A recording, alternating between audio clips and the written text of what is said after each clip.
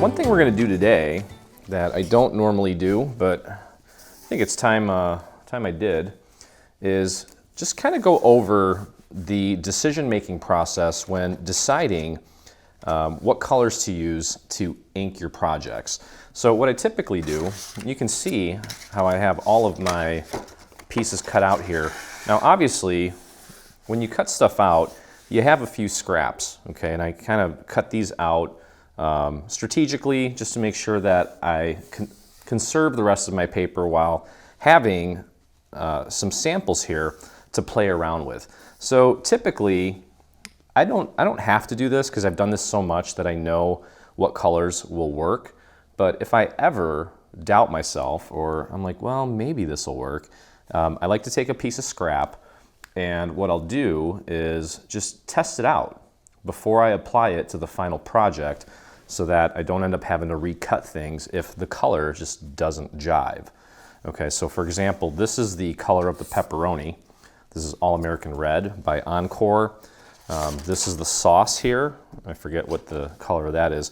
And one thing I do want to mention is that sometimes, not always, when you select a color, okay, I have two different shades of red here. Now obviously the lighter shade should go here. The darker shade should go here. There's times where you can use the same shade on different colors of paper, and it will give a different look. It's not going to, for example, this color on this is not going to change it too much. It's going to kind of blend. So with this one being darker, let's give it a shot so you can see what I mean.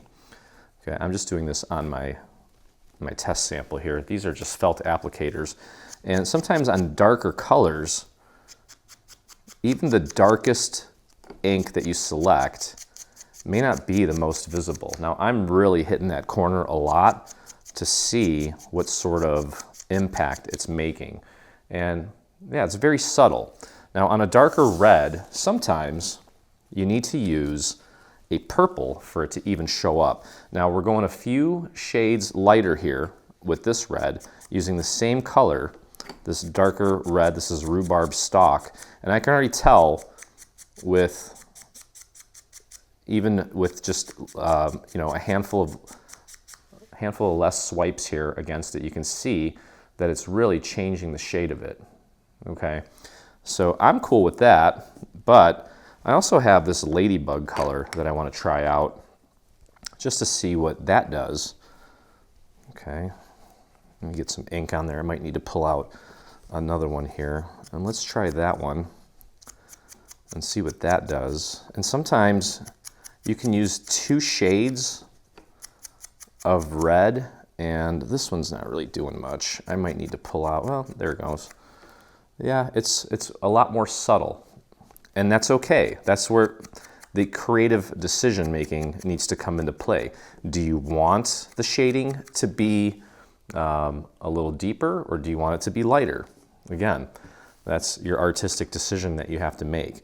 I think that I'm going to go with this darker red for the pepperoni and the sauce, because like I said, depending on what you put it on will determine how it looks in the end.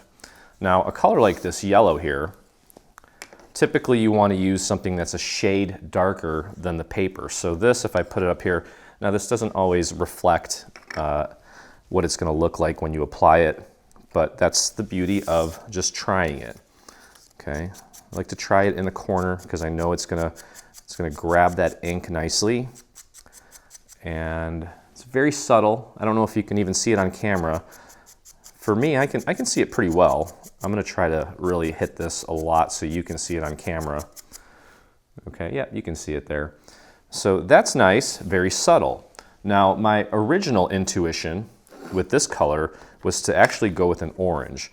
Orange is essentially a yellow with, what did they add to it? A yellow with some red. Okay, so let me grab a fresh applicator here.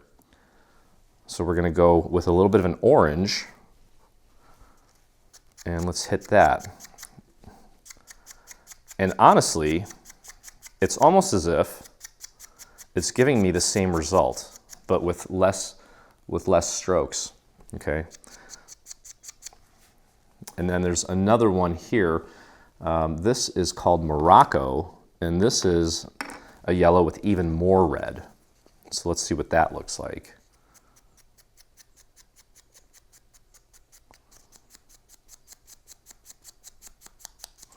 Okay, I definitely see more orange in that one. So you can decide, well, which one do you like the best? And honestly, I'm kind of torn between these two. I feel like if I kept applying this yellow to this piece here, we're going to end up with pretty much the same result. Okay, so I'm cool with that. I'm going to go with that one for my cheese. I'm going to use this red one for all my red pieces, and then we have a crust, and that's one thing that the browns are always kind of iffy. Let me grab this is my scrap piece here.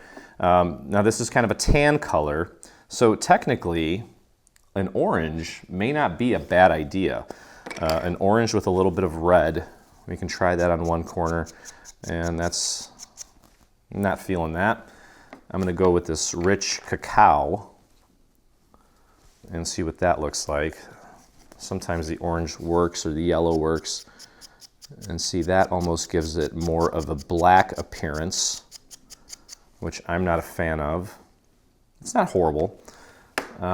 This is one of the few Versacolors that I use. That one has a lot more red in it and might actually work better for this sample here. Yeah, so I'm getting it's brown, but I can tell that there's little hints of red in it. And I think that's the color that I want to go with here for the crust. It looks more like what you would see if you were making a pizza and it came out of the oven, you know, a little burnt. Okay, so you know what, either one would work, but I think I like that one better. So I'm gonna stick with that. Okay, so we can put these off to the side. Now for this cheese, let me actually show you this process using one of these brushes. Okay, the reason I'm going and grabbing the brush right now is because there's a lot of little crevices in there. It might be a little difficult to get into those tight spots. I mean, it's doable, and I know I can do it, but this might save me some time, and it might actually give me a better look. Okay, so I'm gonna just go ahead and get some ink on there, and then I like to use circles and just really focus around the very edge. And I'll show you how you know it's actually applying. Like I said, this is gonna look way more subtle than if you were to do it with an applicator like we were just doing. But I'm gonna go ahead and just hit most of this bottom part. Now check this out, when I take it away, you can see that it kind of created that little negative where the ink didn't hit the paper. So you know it's applying, and it's a beautiful look.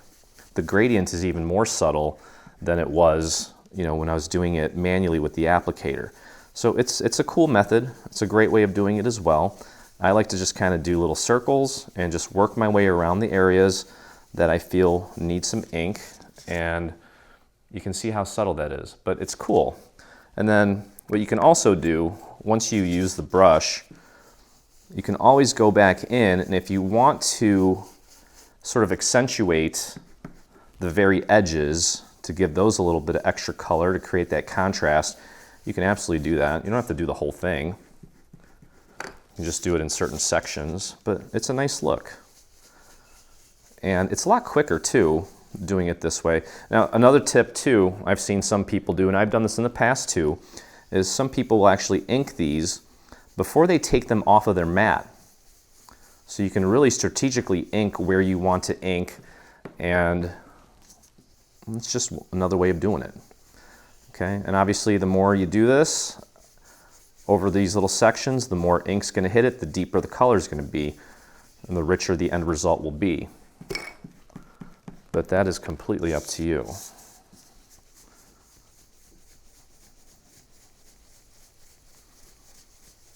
And the cool thing about this too, I know I keep saying that, but it is pretty cool. These brushes are very soft, and rarely do they ever kind of snag the paper. It usually just kind of sits in place. You don't have to worry about anything snagging or ripping. And it's kind of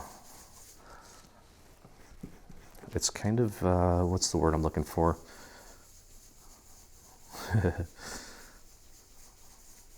Meditative, I guess you could say.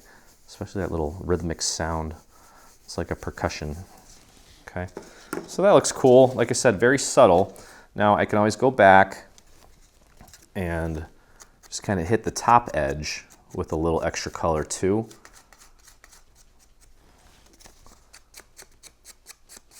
Can't always get it into every little crevice, but this is working out pretty well actually. And there's also no rule against using multiple colors. So for example, if you like that yellow that's on the main part of the cardstock, but you want to add a little more color to the edge like I'm doing, grab a darker orange or even a red